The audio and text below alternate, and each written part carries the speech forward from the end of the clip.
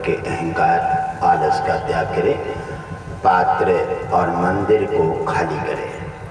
मंदिर जब आपका उजागर हो जाएगा और मंदिर में जो घट है खुल जाएगा, उसी के बाद ओम विष्णु हरि घट घटवासी जी के मुखारबिंद से उतरते हुए प्रवचन का आनंद ले सकेंगे।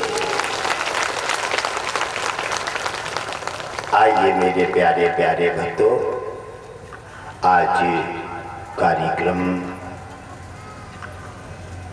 कृष्ण जन्म अष्टमी का दिन है और मेरे प्यारे परिवारजनों, घट घटवासी जी ने कहा है कि पूरा विश्व मेरा परिवार है और मेरा कहना का मतलब यह है कि सभी को अपना एक दूसरे को पूरा विश्वास के साथ बहन भाई और समस्त संसार को अपना परिवार मानना चाहिए। सनातन घर का धर्म है और ये भारत है, सोने की चिड़िया है, तपोभूमि भी है और सनातन धर्म के लिए एक बार जोर से तालियों का स्वागत करते हैं। क्योंकि जिसके पास देश के लिए अगर जगह नहीं है, धर्म के लिए अगर कोई जज्बा नहीं है, अगर विश्वास नहीं है, तो वो जीवन में कुछ नहीं कर सकता। और जे देश और धर्म के लिए जिसके लिए जगह है, जज्बा है, विश्वास है, और मेरे प्यारे प्यारे भक्तों, अपने अपने स्थान पर खड़े हो जाइए। अहंकार आलस का त्याग करें। आपको बैठे बैठे काफी समय हो गया है। आप अपने खड़े होकर के अहंकार आलस का त्याग करें, पात्र और मंदिर को खाली करें। मंदिर जब आपका उजागर हो जाएगा और मंदिर में जो घट है खुल जाएगा, उसी के बाद ओम विष्णु हरि घट घटवासी जी के मुखारबिंद से उतरते हुए प्रवचन का आनंद ले सकेंगे। आइए मेरे प्यारे प्यारे भक्तों, आज कार्यक्रम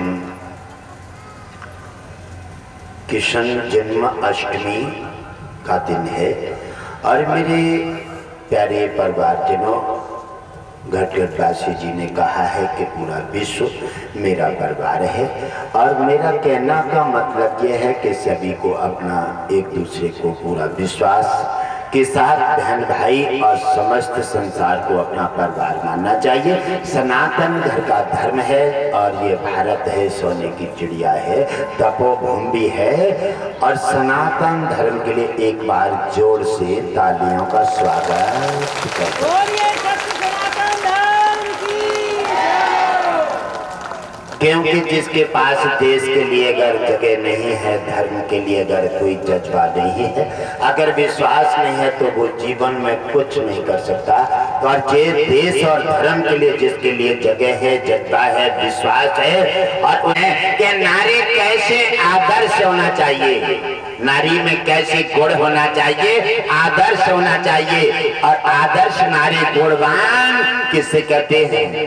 किससे कहते हैं? घर में अगर कोई आता है, सब में घर में स्नान किए जाते हैं और सब में कपड़े होते हैं, सब में बर्तन होते हैं। अच्छी नारी जो संस्कारवान देवी स्वभाव के होती है, जिसमें सीता के गुण हैं, उनका क्या होता है? घर में घुसोगे, बर्तन सब साइड में होंगे, कपड़े सब तय बने एक जगह लगे होंगे, जूता चप्पल सब एक जगह होंगे और सब घर की एकदम सेटिंग होगी। यह है लक्ष्मी जैसी नारी का स्वभाव। और कुछ घर कैसे होते हैं, आहा, जाते भूख भाग जाएगी, ऐसे होते हैं। कहीं एक कत्तर कपड़ा की बेटंगी है और कहीं बोटंगी है, कहीं एक चप्पल पड़ी है तो कहीं एक जूता पड़ा है, एक चम्मच पड़ी है, एक थाली पड़ी है। कहा ये धोना, अरे चलो सुबह धो लेंगे। क्या बात है, क्यों जी रहे हो जीवन?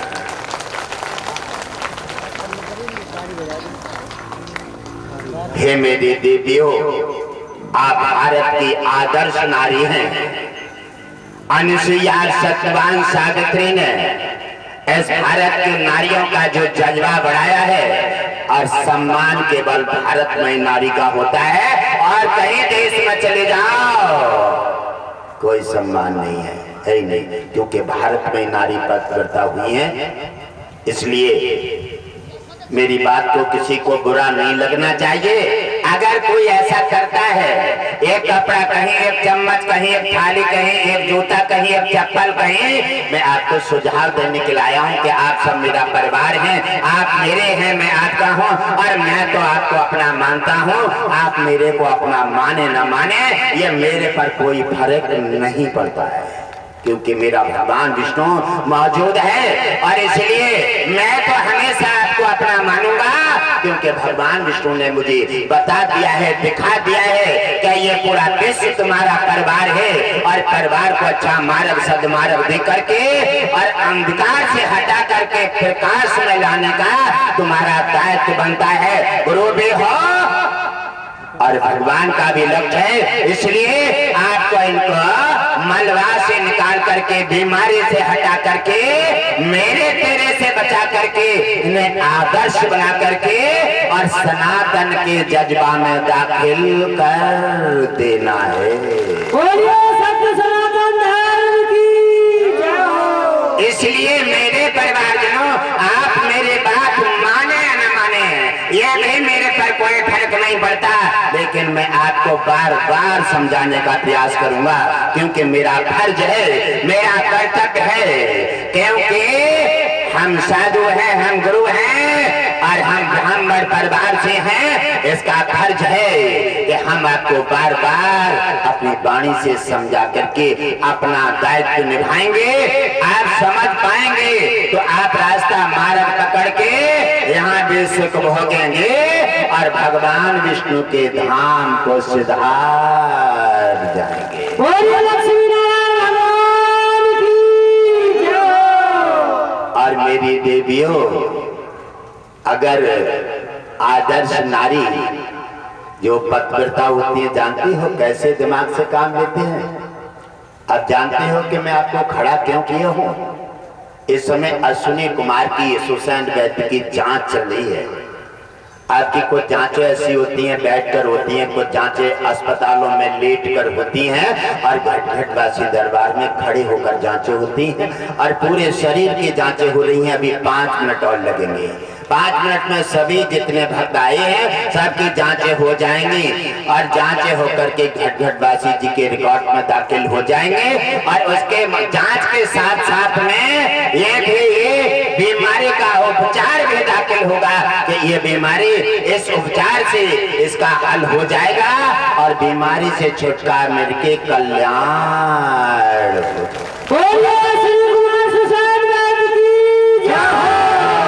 आदर्श नारी कैसे होना चाहिए? कैसी? जिसमें ब्रह्मा विष्णु महेश जब पहुंचे हैं अनुसुईया के पास और उन्होंने कहा, माता भिक्षा जी निकल के आई बड़े आदर्श के साथ। कोई संत जी पधारी है, आइए मुनिराज आइए, हम आपकी अभी भिक्षा का प्रबंध करते हैं। हाँ, कहने लगे माता, अरे हम जो भिक्षा देना चाहते हैं वो लेने नहीं आए हैं। हाँ, फिर क्या लेने आए हैं? माता, लाज और मर्यादा हटा करके अगर भिक्षा देनी है तो बात कीजिए, वरना ये साधु वापस जा रहा है। आप लोग क्या कहेंगे? निकल जाओ महात्मा यहाँ से, हमारे पास बेफालतू समय नहीं है। और क्या आदर्श नारी भारत की ने क्या किया? उत्तर अवश्य दिया। आप संत जन हैं, आप क्या कर रहे हैं? आदर्श नारी का लाज एक उसकी मर्यादा है, और हम उसे कैसे त्याग कर सकती हैं? कहने लगे, ठीक है, मन त्याग कीजिए, साधु बिना भिक्षा के जा रहा है और श्राप दे देगा और तुम्हारा दिया हुआ सब भस्म हो जाएगा। इतना जो कहा, अरे देवियों, साधु की आवाज में दम देखो। अगर कोई पूरे दम के साथ जज्बात से बोल रहा है तब वो ढोंगी नहीं हो सकता और कोई चमत्कारी होगा। और वो धीरे से न बोल रहा है बार बार झटके से तब वो कभी साधु नहीं हो सकता, वो अवश्य ढोंगी होगा। इसलिए आप उसकी आवाज से, आप उसकी नजर से, आप उसकी चाल से, आप उसकी परंपरा से उसकी पहचान करें और उसे भिक्षा देने का सौभाग्य सुनहरा मौका प्राप्त अवश्य करें। जब देखा कि साधु के बात में दम है और साधु बार बार गर्जना कर रहा है, हम चले जाएंगे, भिक्षा नहीं लेंगे, न ठहर जाओ। उधर पतिव्रता नारी थी और पति का ध्यान किया और दिव्य दृष्टि से जब देखा तो ब्रह्मा विष्णु महेश तीनों अपना भेष बनाकर साधु भेष में आई है और क्या अपने अपने देवियों के इच्छा पूर्ति करने के लिए और भक्त के लिए मान बढ़ाने के लिए। उधर पतियों की इच्छा पूर्ति करनी है और उधर अपने भक्त का मान बढ़ाना है। वह भगवान विष्णु आदर्श है कि अपने परिवार के भी लाज रखते हैं और भक्त का भी मान बढ़ा देते हैं। दोनों ही एक बार और दूसरी बार, ये भगवान में ही आता है और किसी में नहीं। जब उन्होंने देखा तीसरे नेत्र से उन्होंने कहा आइए गुरुजन, आइए, आप जैसे कहते हैं साधु जैन, हम वैसा ही करेंगे, वैसा ही करेंगे। और बड़े सम्मान के साथ उन्हें बिठाला और कहा हे मेरे पति परमेश्वर, मेरे मर्यादा धर्म की लाज रखो। जैसे लाज रखने की, भगवान किसी की लाज हटाने थोड़ी आया है, भगवान तो आपकी मर्यादा और भक्त का मान बढ़ाने आया है। और अपना है जैसे कहा तो छोटे छोटे बालक बन के पालना में आ गए और उनकी लाज भी रखना है और अपनी देवियों का भी मान गिराना है। और श्री भारत की नारी ने साधुओं का मान पूरा किया और पूरा करके और छोटे छोटे बच्चा बना करके पालना में लटा दिया। ये है भारत के नारी का स्वभाव, पवित्र धर्म का।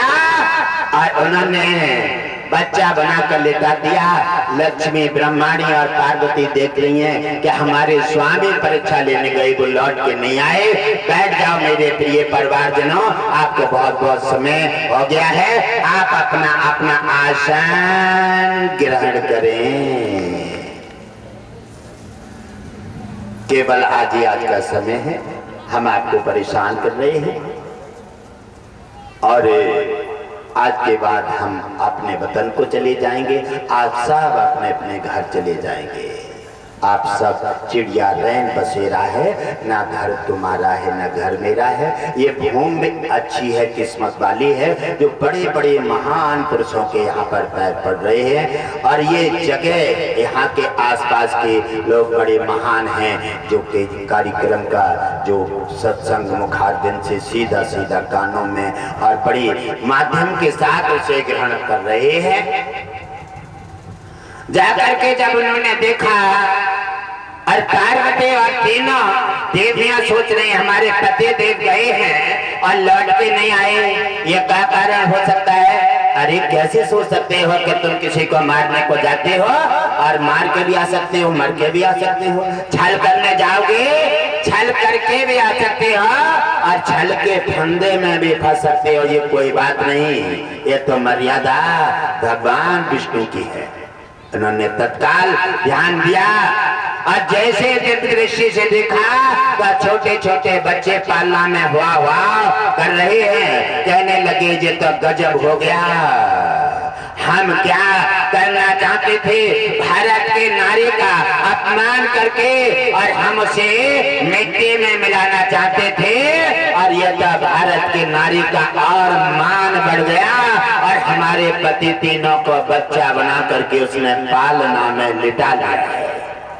अब तो बड़ा गजब हो गया, अब हमें जानकारी भी नहीं मिलेगी। और तीनों देवियां सलाह करके वहां पहुंच जाती हैं आश्रम में। जब देखा कि तीनों पतियों का हाल बेहाल है, वाह वाह वाह वाह कर रहे हैं, लेकिन वहां कोई पहचान नहीं है। उधर जाकर के तीनों देवियों की दिव्य दृष्टि गायब हो जाती है। ये भगवान विष्णु देवताओं का चमत्कार है, क्योंकि वो भक्त का मान नहीं गिरने देते।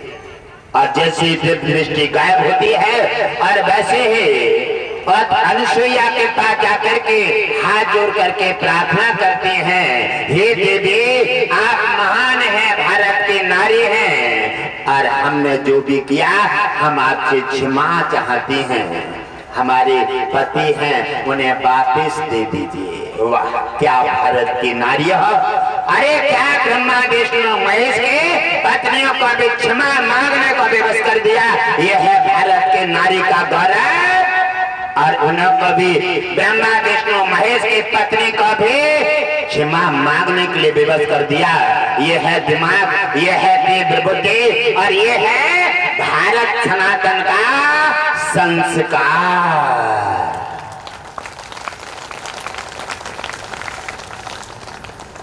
जब जाकर के उन्होंने कहा हमारे पतियों को वापस दे दो, देवी हमने कहाँ मना किया है, आप अपने पति को छांट लीजिए, तीनों हैं आपके सामने और आप ले जाइए, हमने मना कहाँ किया।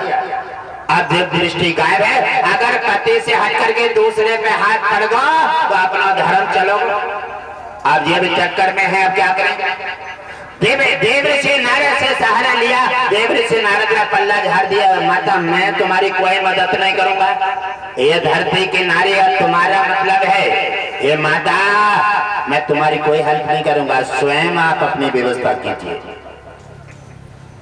इसी समय अनुसुईया से जाकर निवेदन किया, हम हार गए आज जीत गए। हकीकत में भारत में आदर्श नारी हैं और पवित्रता हैं, जो हमको भी हरा करके उन्होंने अपना एक धर्म का खंबा भारत में गाड़ दिया है। हम हार गए आप जीत गई, और आप हम हार से क्षमा मांग करके हम अपने पतियों की भीख चाहते हैं। हे देवी कृपा करके हमारे पति को वापस दे दीजिए, हम पति के बिना अनाथ हो गई हैं, हम पतियों को भीख में मांग रही हैं और आप हमारी गलती को क्षमा कर दीजिए। देवी ने भारत की नारी ने प्रसन्न चित्त होकर के और पति का ध्यान किया और पति को फिर से उनके ब्रह्मा विष्णु महेश के रूप में वापस कर दिया। ले जाइए देवी, आपके पति फिर से अपने रूप में आ गए हैं। और ब्रह्मा विष्णु महेश ने हाथ जोड़ करके प्रणाम किया, हे माता। ब्रह्मा विष्णु महेश ने जिन्होंने पूरा विश्व जिनके उंगली से इशारे में चलता है, और उन्होंने कहा हाथ जोड़कर तीनों ने, माता आप हमारी आदर्श माता हैं। जब भी जिसके रूप में हम अवतार लेंगे माता, उस समय आपको हम माता रूप में देखेंगे। और जिस अवतार में किसी में हाँ, हे मेरी माता आप हमें बेटा समझ करके और आज्ञा देंगे, और जो भी कहेंगी वो इकार पूरा करते रहेंगे। हे माता आप हमारे धर्म की माता हैं, आपने स्तनपान करा के और हम पर ऋण चढ़ा दिया है, और आपने ब्रह्मा विष्णु महेश की पत्नियों का मान गिरा करके और उनका अहंकार गिरा करके जो हम पर ऋण चढ़ाया है, हम हमेशा सदा ऋणी रहेंगे। और हमने आपको अपना माँ बनाया है, हम बेटा के रूप में हमेशा तुम्हारे सामने हमेशा हाथ जोड़ करके प्रणाम करते रहेंगे। भारत की नारी ऐसा आदर्श होना चाहिए, और भारत की नारियों ने पत्र धर्म की उच्चता उठा करके भारत का ऐसा नाम रोशन किया है। आज इसीलिए भारत में नारी का सम्मान किया जाता है, भारत में नारी को देवी के नाम से पुकारा जाता है, और भारत में देवी से लक्ष्मी रूप में देखा जाता है। इसलिए भारत में नारी का सम्मान किया जाता है।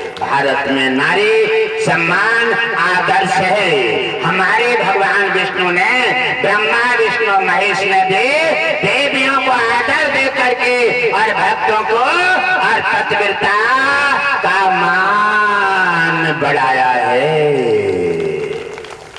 आदर्श देवी का लक्ष्य हमने आपको उपस्थित कर दिया है कि कभी भी कोई किसी प्रकार आए कह देती है हम का जानते हैं, हम जानते हैं साधु हैं, अरवा में लुटेरा लिख रहा हो तो हम क्या करें? अरे पहले नजर में नजर डाल दो। अगर साधु की आवाज पता चल जाती है कि साधु है या सबादु है या फिर बनावटी है, आवाज बता देती है क्या ये सनातनी है या फिर कोई आडम्बरी बनावटी है, उसकी आवाज पहचानो, नजर में नजर डालो और दृष्टि डाल करके परख करो भारत की नारी हो, क्योंकि तुम कहीं धोखा खा जाती हो तो भारत सनातन का एकदम खंभा खसक जाता है और भारत का मान गिर जाता है।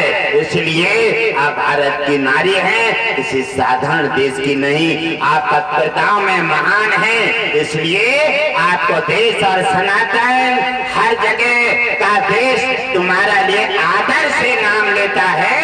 भारत की नारी पत्रकारिताओं में आदर्श हैं और उनके लिए जोरदार तालियों से सम्मान स्वागत कर देना अनिवार्य है।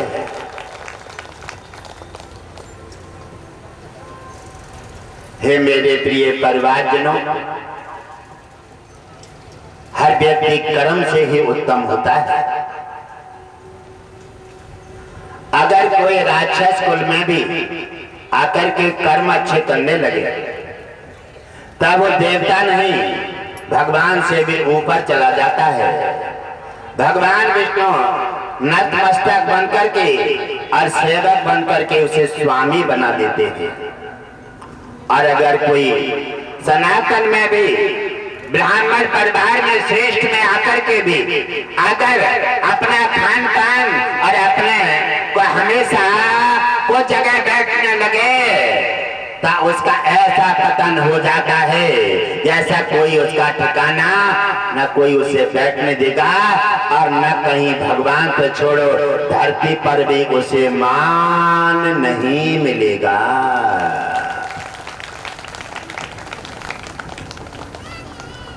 मान मिलता है हमेशा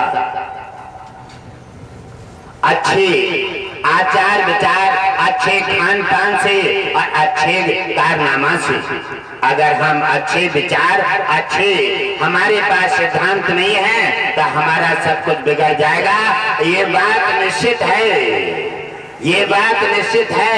क्या बबूल का बबूल ही पैदा होता है?